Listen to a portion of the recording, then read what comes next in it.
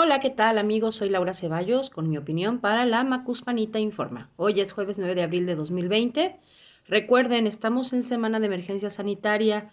También acuérdense que la Secretaría de Salud está poniendo a nuestra disposición la página www.coronavirus.gov.mx para despejar todas las dudas que podamos tener.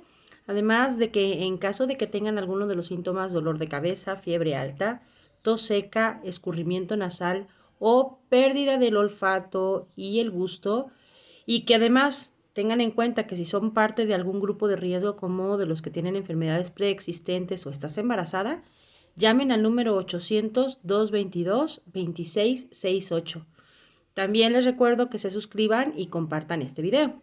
Bueno, pues hoy vamos a hablar de la temible temporada de sopilotes. Hoy en la mañanera el presidente Andrés Manuel explicó por enésima vez la importancia de la conferencia mañanera, que como siempre ocurre, fue una carambola de tres bandas.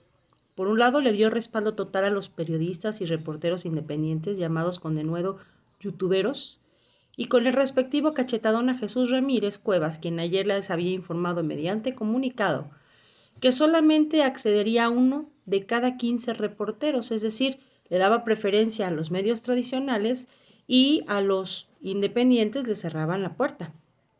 Eso por un lado. Por el otro explicó que como no puede quedar al arbitrio de esos personajes el transmitir la realidad, que ellos decoran con fake news y aderezan con exageraciones y omisiones, entonces su cruzada es informar y sobre todo contrarrestar la campaña de desinformación y distorsión que se difunde, por desgracia, por la mayoría de esos medios de comunicación. Y dio ejemplo de lo que sucedió con un articulista sobre la compra de artículos que no son los adecuados para la atención adecuada de pacientes, quien también fue desmentido por el supuesto director del hospital que le había dado dicha información.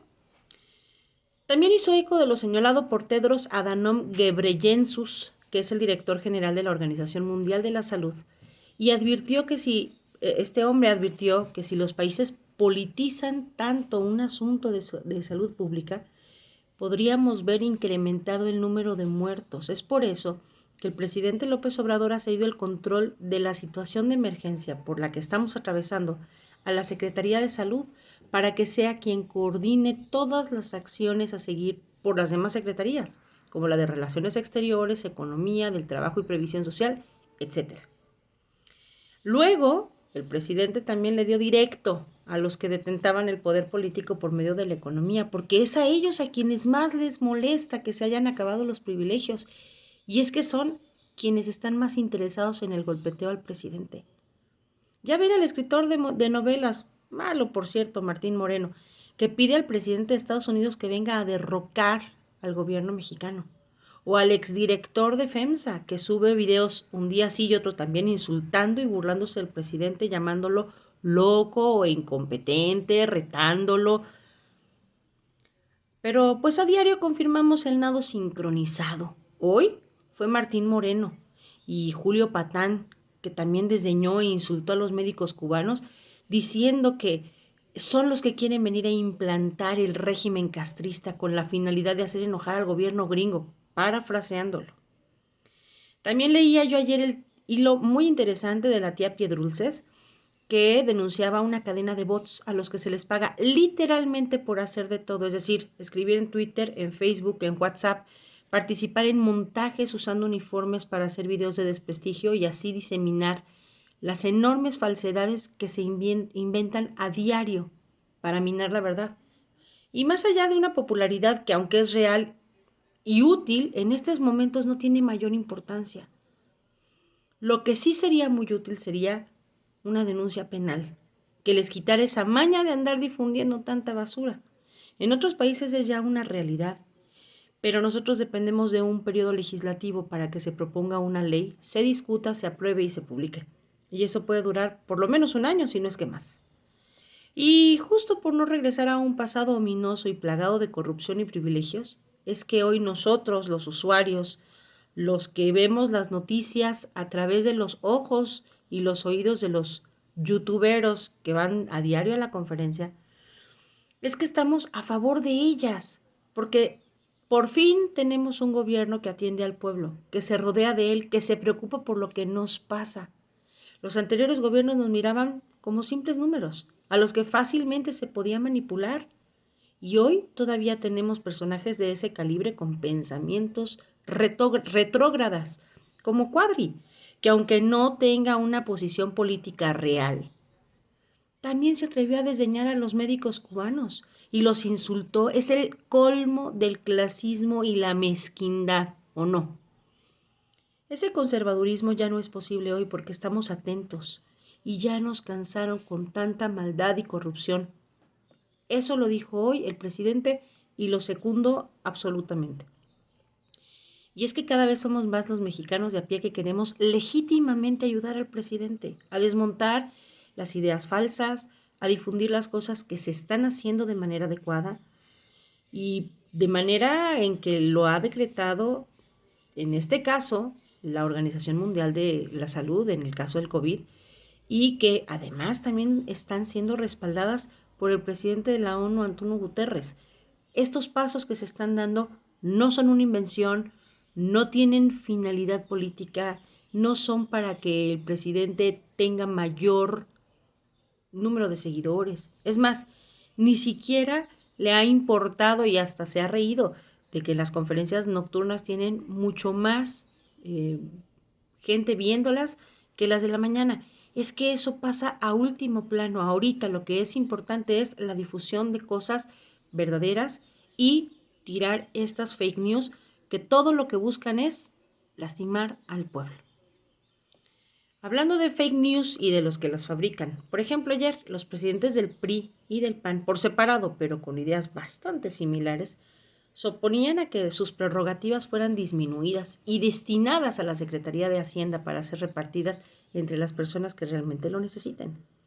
El panista decía que para hacer cualquier donación, primero debe aprobarse una reforma de ley sin decir qué contenía tal reforma.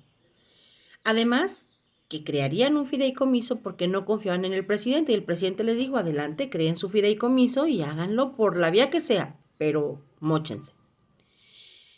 Y curiosamente, el presidente del PAN se refirió a este fideicomiso señalando que ellos estaban en la misma postura que el presidente Andrés Manuel cuando era candidato y presidente electo después, cuando los sismos de 2017, que él creó cuando presidía Morena, un fideicomiso porque obviamente no iban a darles el dinero que se recaudará a estos zampones de Hacienda, porque entonces el presidente era Peña Nieto y el secretario de Hacienda era Mid, y ya vimos el destino fatal que tuvieron los recursos que estaban destinados para programas de Sedesol o Sedatu. O sea, se desviaron, se perdieron, se diluyeron en la nada.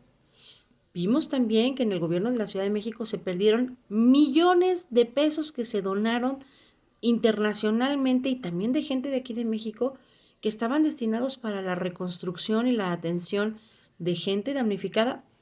Desaparecieron como en un acto de magia.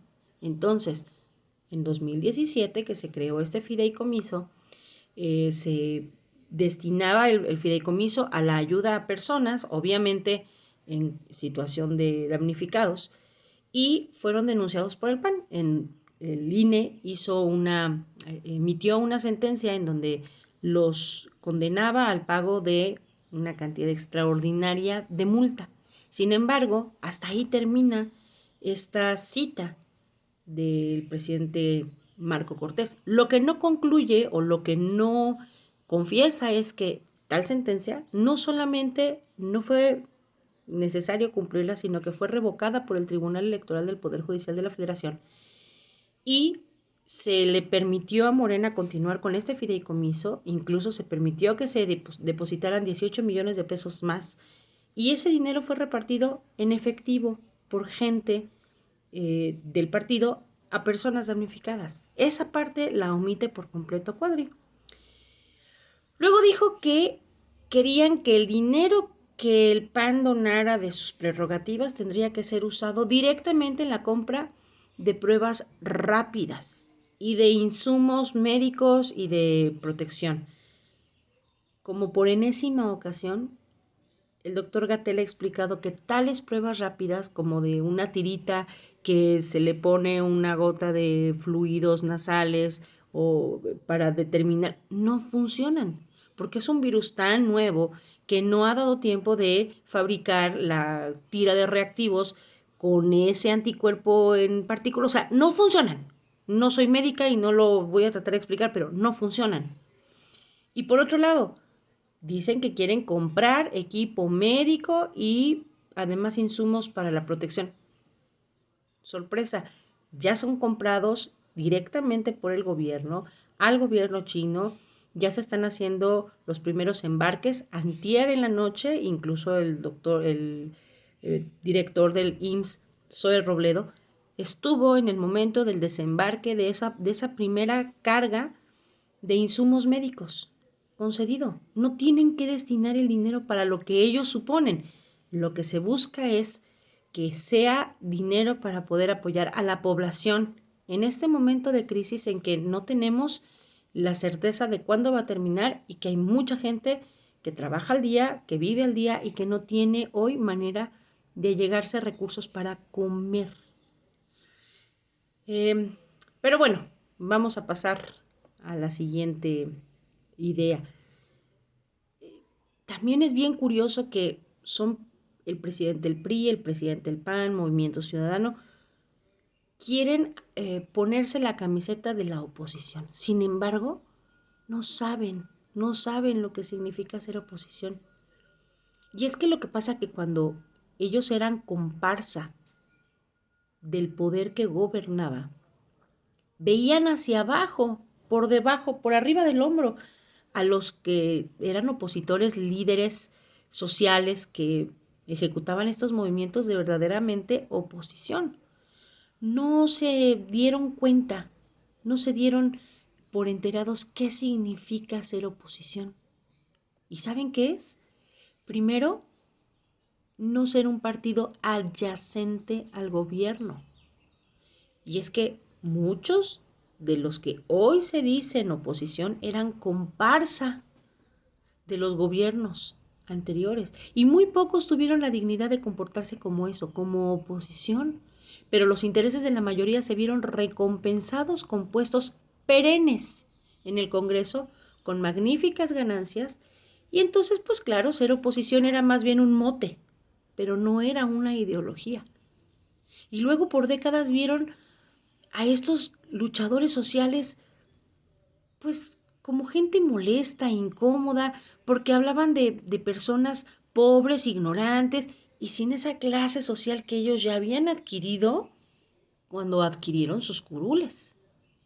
Y luego con esa supuesta alternancia que se vivió entre el 2000 y el 2018, pues fue más bien como ver un partido de fútbol en donde uno le prestaba el balón al otro, pero así como ser opositores reales, no fueron. Ahora creen que nos pueden venir a apantallar con semejante palabra que implica más que solo las 9 letras que la forman.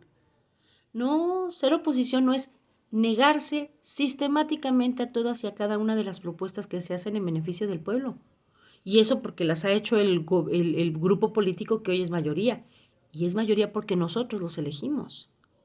No, señores, ser opositor tampoco es creer que tienen el derecho de tergiversar las cosas, de contar las historias a medias con el final cambiado u omitido para su conveniencia. Tampoco es buscar hacer frentes que golpeen al gobierno, y mucho menos en un momento tan crucial como el que estamos viviendo, porque muy poco obtendrán de los ciudadanos que pueden ser mañana sus futuros votantes. No han entendido que este es el momento en que, opositores o no, debemos atender lo que las autoridades sanitarias han dicho mañana y noche por todo lo que va de este año 2020. No es necesario ser mezquinos para establecerse como oposición. Lo que es necesario es ser solidarios. No importa si es, como dice el señor Cortés, legal o si es bonito o es elegante. Lo que hoy cuenta es ser humanitario y eso es urgente. Porque todo cuanto hoy hace falta no desapareció ayer en la noche, ¿eh? Este es el resultado de eso que por décadas se robaron. Se llevaron de los hospitales vendas, navajas, rollos de papel. De las oficinas se llevaron las resmas de hojas, las plumas, las engrapadoras. De la Secretaría de Hacienda se robaron los presupuestos de programas para los más pobres y que hoy padecen por esto. Esos saqueos sistemáticos de nuestro país lo minaron hasta el punto en el que hoy estamos. No quieran convencernos que el gobierno no lo ha hecho bien, porque ustedes saben que mover esto hacia adelante requiere de voluntad y esa es precisamente la que ustedes, oposición, no tienen. Pues bueno, amigos, esta fue mi opinión, esto es solo mi punto de vista y si están de acuerdo con él, les vamos a agradecer su opinión en la cajita de comentarios y que además lo compartan. No se olviden, los síntomas que causa esta enfermedad están debidamente detallados en la página www.coronavirus.gov.mx y si tienen algunos de los síntomas, dolor de cabeza, tos seca, fiebre muy alta, pérdida del olfato o del gusto, y si pertenecen a grupos que tengan enfermedades crónicas como diabetes, obesidad, sobrepeso, todas estas, o si estás embarazada, marca el número 800-222-2668 para que los atiendan telefónicamente y no deban salir de casa. Es muy importante quedarnos en casa para aplanar la curva lo más posible. Recuerden, la derecha nunca gana, siempre arrebata. Hasta la próxima.